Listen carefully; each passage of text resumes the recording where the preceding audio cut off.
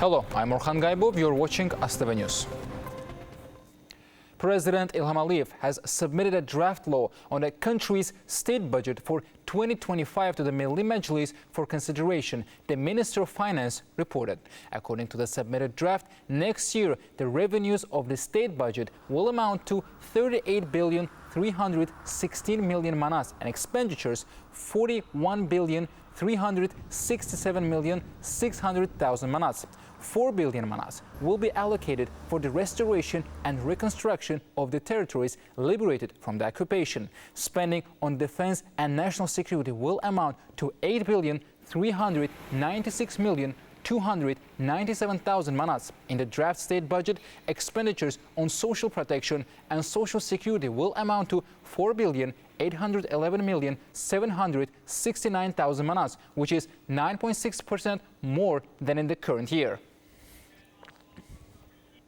Azerbaijan is one of the countries in the world that is most contaminated with mines. 12% of our territories are seriously contaminated with mines. There is not a single place in the liberated territories where there is a certainty that it is not uncontaminated with mines. Therefore, it became necessary to prepare a draft law on demining. The document was discussed at a meeting of a parliamentary committee on defense, security, and anti-corruption.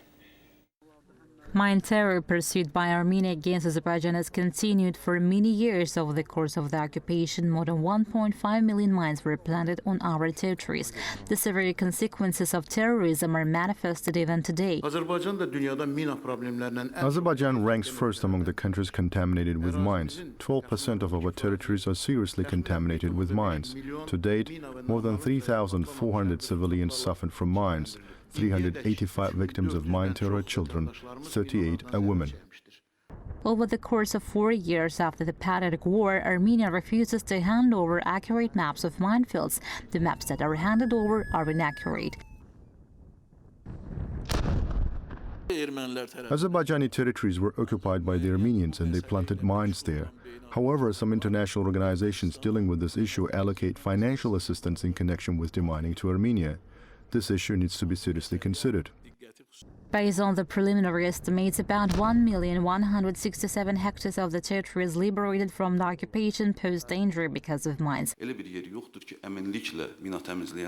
is not a single area in the liberated territories where deminers can confidently say that there are no mines there. To date, 166,000 hectares of land are cleared of mines, which makes up 14.2% of the total territory. This percentage indicator achieved over the 4 years leads us to an assumption that this process will be long. This is one of the reasons of the importance of the development of the law on demining. Every state must prepare its own documentation in line with international standards. According to the new draft on demining, during the demining activities, the assessment will be carried out by state bodies as well as by natural and legal entities. In addition, the measures on demining in dangerous areas are determined. So the information about dangerous zones will be included in the information system on dangerous zones. The social security of deminers is also considered in the bill. The social security of our citizens engaged in this activity is substantiated by several articles, in line with our laws, such as on medical insurance, on retirement pension. This is a humane side of our law, because every deminer faces the risk of death during the demining. The meeting also proposed to include the minors in the list of persons entitled to subsidized housing. The bill was recommended for the plenary session of the Milli Meclis after the first reading. Azerbaijan's foreign ministry spokesman Ayhan Hacızadeh has responded to questions from local media on the arrest of Telegram social network founder Pavel Durov and African rights activist Kemi Sabah in France. Their detention and arrest as a preventive measure indicates a violation of basic human rights by France, Ayhan Hacızadeh said. The French side must conduct a transparent and fair investigation, and the international community must be informed accordingly. Such arrests for political reasons in France must be investigated by the relevant structures of the European Union, the Council of Europe, and the OSCE, and an appropriate assessment must be made, the foreign ministry official said. The Baku Initiative Group strongly condemned the illegal detention of Kemi Sabah, a well-known activist fighting for the rights of African peoples, by French law enforcement agencies.